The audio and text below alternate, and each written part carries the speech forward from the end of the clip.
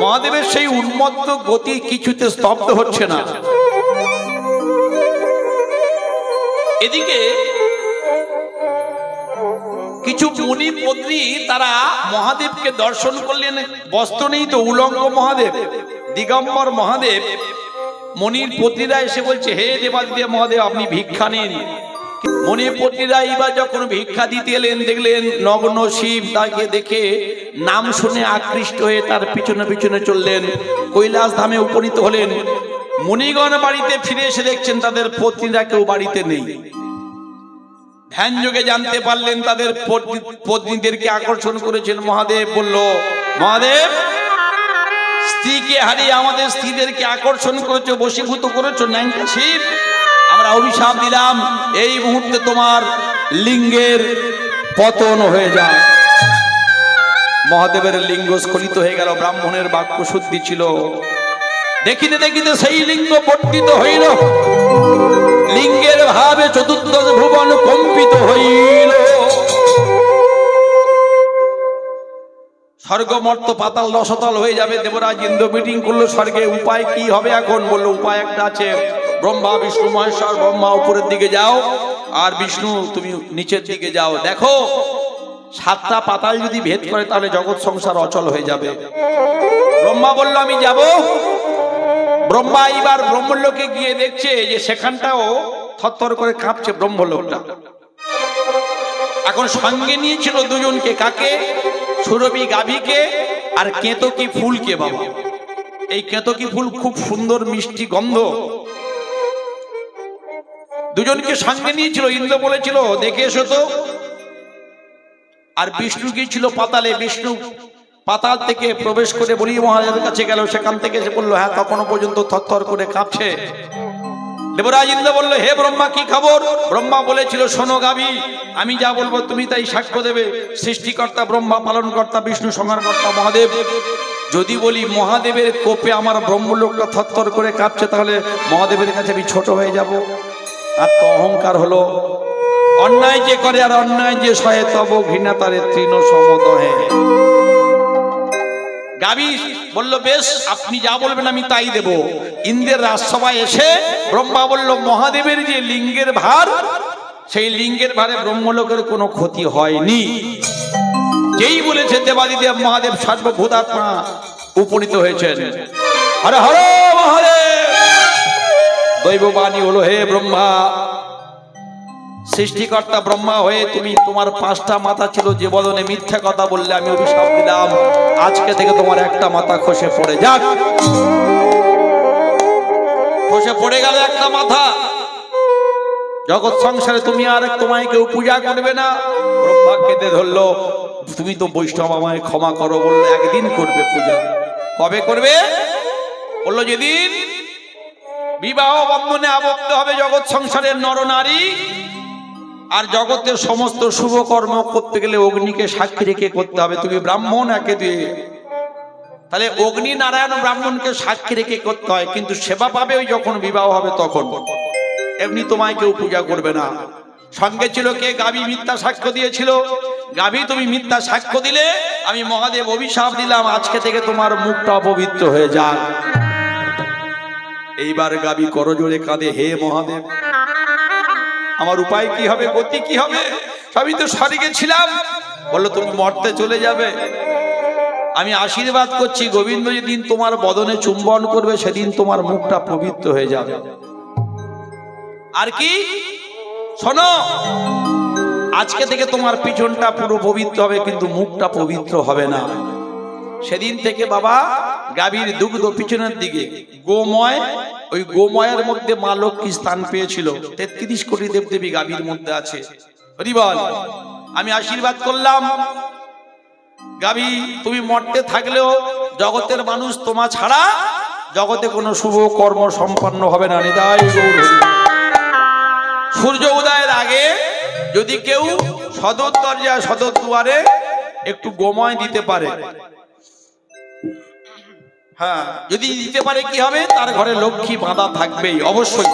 আমি বলছি না, আপনারা লিঙ্গ পুরাণ শিব পুরাণ খুলে দেখে নেবেন, বা বৃহৎ লক্ষ্মী চরিত পাঁচালী আপনারা পড়ে দেখে নেবেন। কেতকী ফুলকে বলল তুইও মিথ্যা সাক্ষ্য দিয়েছিস, স্বর্গের পারিজাত পুষ্পশিলি আজকে থেকে চলে যা জগতের বুকে কেতকী, তবে তোর ওই গন্ধ থাকবে সুন্দর, কিন্তু জগতে কোনোদিন তুই দেব সেবায় লাগবি না। নিতাই গৌর হরি হরি বল। এদিকে কি হবে, ভগবান গোবিন্দ এবার আহ্বান করলেন মা ভবানীকে, যোগেশ্বরী যোগমায়াকে। সর্বমঙ্গল মঙ্গলে শিবে সর্বার্থ সাধিকে শরণ্য ত্রম্বকে গৌরী নারায়ণী নমস্তুতে। মা বলল, হে গোবিন্দ বলো কেন আজ্ঞা করেছো? বলল, মা তুমি তো মা মনে মাটি, ধরণী তোমার ভার সহ্য করতে পারছে না। মহাদেবের সেই স্খলিত লিঙ্গ বিনা অপরাধে অভিশাপ প্রাপ্ত হয়েছে, তাই তুমি মাটি হয়ে যাও। আর বাবা মহাদেব তার সেই লিঙ্গটা জগতের বুকে যত জীব তত শিব, প্রত্যেকটা জীবের মধ্যে সেই লিঙ্গটা বর্তমান থাকবে, আর তুমি মা হয়ে প্রত্যেকটা নারী জাতির সঙ্গে মিশে যাও। ভক্তমণ্ডলী ভক্তিমতী মায়েরা সেই মাটির উপরে সেই লিঙ্গটা স্থাপিত হয়েছিল, অর্থাৎ শিবলিঙ্গ মানে বাবা আর মায়ের মিলিত রূপ। চতুর্দশীর ব্রত, শিব চতুর্দশী মানে কি? শিব ঠাকুরের একার দিন নয়, অর্থাৎ বাবা মায়ের বিবাহের দিন শিব চতুর্দশী ব্রত। এখন ওই চতুর্দশীর দিনে মা লক্ষ্মী যখন 100 খানা পুষ্প নিয়ে শিবের চরণে নিবেদন করছেন, আস্তে আস্তে মায়েরা শিবের চরণে নিবেদন করছেন, সর্বপ্রথম মাতা লক্ষ্মী, এই যে মাতা লক্ষ্মী সর্বপ্রথম শিব ঠাকুরের পূজা করেছিলেন। 100 খানা যখন ওই পদ্ম নিয়ে ভগবানের চরণে দান করবেন শিব ঠাকুরের চরণে, এখন ভগবান শ্রীনারায়ণ মহেশ্বরের সঙ্গে যুক্তি করেছেন কি 2 খানা পদ্ম চুরি করে নিয়েছেন। ছোট করে একটু শুনুন মায়েরা। এখন যেই চুরি করে নিয়েছেন, মাতা লক্ষ্মী মনে মনে চিন্তা করছে, আমি একবার নয় 3বার গুনলাম, এতদিন পূজা করে আসছি, কোনোদিন কম পড়েনি। আবার এই পদ্মের জন্ম মা গৌরীর অঙ্গ থেকে, রক্ত থেকে, সে অন্য একটা দিক, যাক তাহলে কোনোদিনই কম পড়েনি। আর শিব চতুর্দশী ব্রতের দিনে আজকে তো ব্রত উদযাপন করবো, আমি 2 খানা পদ্ম কম পড়ে গেল। মনে বড় কষ্ট হলো মা লক্ষ্মী, যদি মহাদেবের ভক্ত হতে পারতাম তাহলে জগতে নারায়ণের আমি শ্রেষ্ঠ ভক্ত হতে পারতাম। মনে পড়ে গেল একদিন ব্রজনাথ ভগবান নারায়ণ বলেছে, তোমার দেহ সরোবরে 2টো পদ্ম ফুল আছে, তাই যদি হয় তাহলে এক কাজ করি। শুনে নিন মায়েরা, পূজায় বসে কেউ কখনো উঠবেন না। যদি পূজায় বসে একবার ওঠেন তাহলে জানবেন সেদিনকার পূজাটা আপনার সম্পূর্ণ হলো না। মা লক্ষ্মী চিন্তা করলেন, আমি যদি পুষ্প আনতে যাই তাহলে পূজাটা ভঙ্গ হয়ে যাবে। পাশে পড়েছিল একটা শানিত ছুরিকা, আর সেই শানিত ছুরিকা দিয়ে মা লক্ষ্মী জগৎ জননী আমার দেখিতে দেখিতে বাম পায় ধর কর্তন করিলা, বাম পায় ধর কর্তন করিল, অশ্রুসনের উধির ধারা নির্গত হইল, ওই অশ্রুসনের উধির ধারা নির্গত হইল। নমো শিবায় সত্তায় কর্ণত্রয় হেতমে নিবেদয়ামি চত্মনা তঙ্গতি পরমে সর।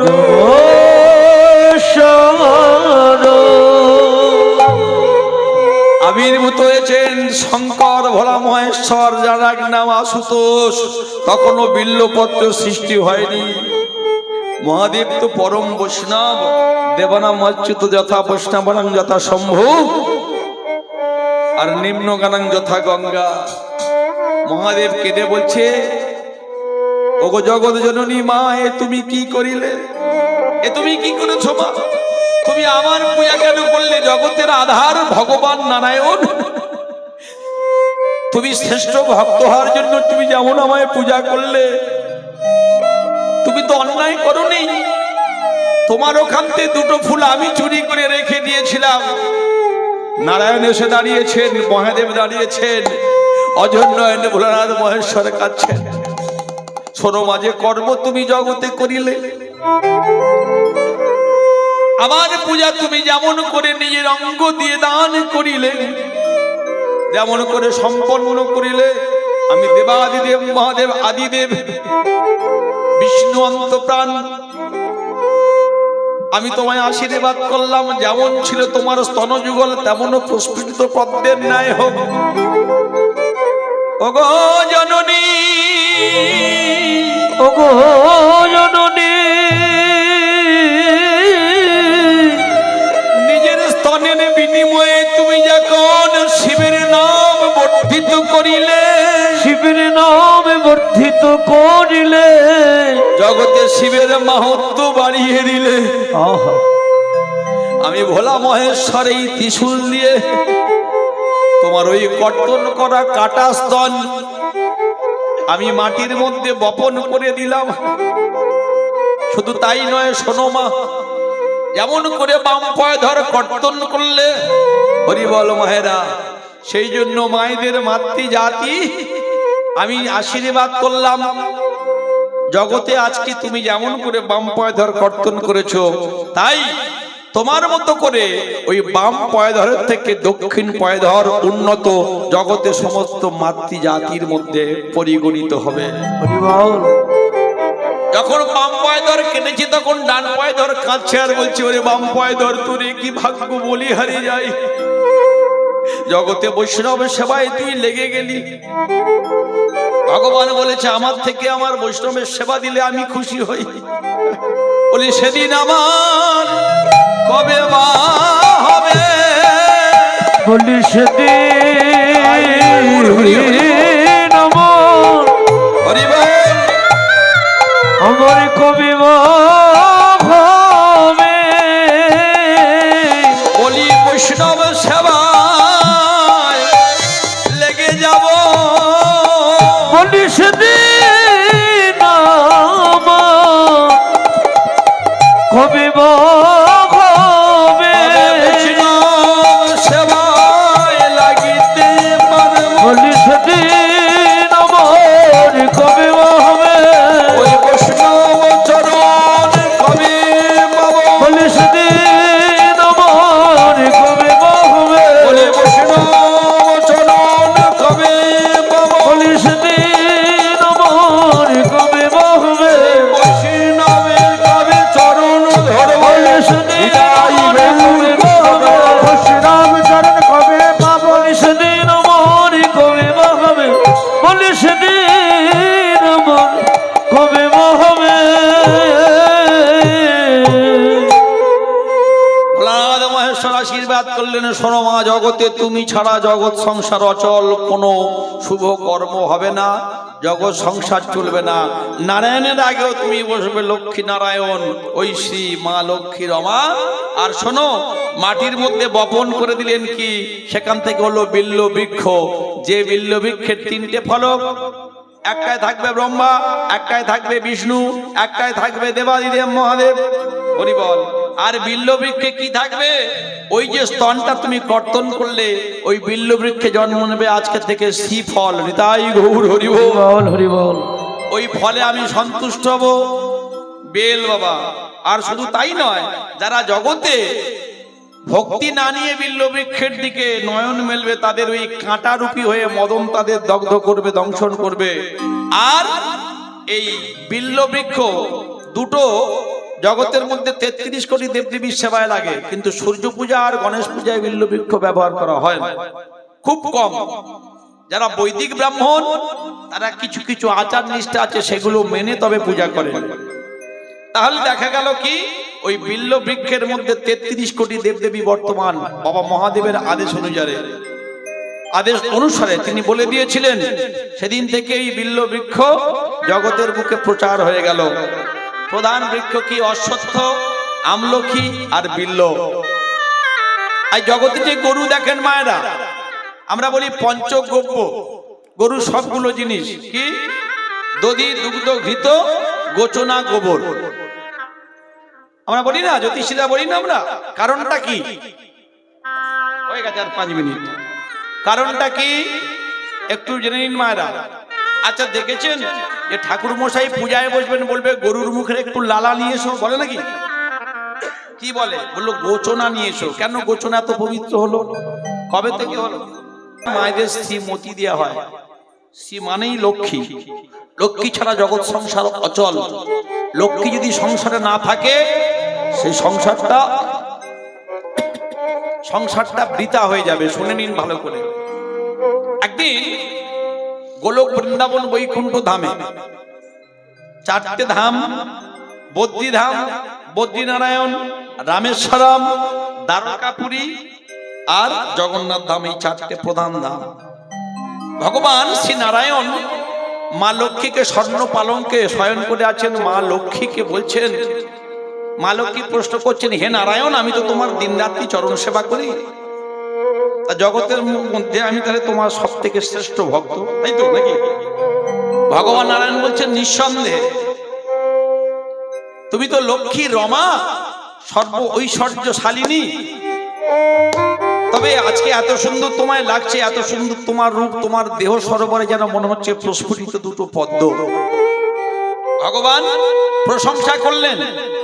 এবার গোবিন্দ বলছে, জগতে তুমি আমার প্রিয়, তবে জগতে সব থেকে যে শ্রেষ্ঠ বৈষ্ণব সে আমার কাছে প্রিয়। যেই বলেছে মা লক্ষ্মীর একটু রাগ হয়েছে, বাবা আমি দিনরাত তোমার চরণ সেবা করি, আমি তোমার স্ত্রী অর্ধাঙ্গিনী বামা, তুমি বলছো পরম বৈষ্ণব কে? বললো জানো না, আবার দেবাদিদেব মহাদেব। তাই ওই তোমার শ্রেষ্ঠ। বললো না, বাকি আছে। কি বাকি? বললো জগতে তারাই আমার সর্বশ্রেষ্ঠ ভক্ত। কারা? বললো যারা, ভালো করে বুঝবেন কথাটা, যারা শিব ভক্ত, যারা শিবের পূজা করে জগতের মধ্যে, সেই হচ্ছে আমার সর্বশ্রেষ্ঠ পরম ভক্ত। তাই গৌর হরিবল হরিবল। যদি জানতে চাও তত্ত্বরে, হতে হবে তত্ত্বরে। এখন যেই বলেছে মা লক্ষ্মী মনে মনে চিন্তা করছে, তাহলে আর দেরি করবো না। তাহলে শিবের যদি ভক্ত গোবিন্দের প্রিয় হয়, নারায়ণের শ্রেষ্ঠ ভক্ত হয়, তাহলে আমি এবার নারায়ণের চরণ ছেড়ে শিবের চরণে পড়বো, যে শিব নারায়ণকে ডাকে। এইবার মা লক্ষ্মী শুরু করলেন শিবের পূজা। কোথা থেকে? পুষ্কর তীর্থ থেকে 100 পদ্ম ফুল নিয়ে এসেছে মা, আর গুনে গুনে শিব ঠাকুরের পূজা করছেন। ওম নমো শিবায়।